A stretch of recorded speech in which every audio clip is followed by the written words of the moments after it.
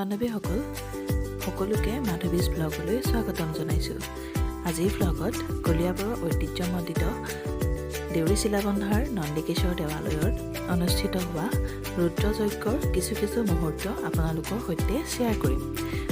ভিডিঅ'টি শেষলৈকে চাবলৈ নাপাহৰিব আৰু ভিডিঅ'টি শ্বেয়াৰ কৰিব।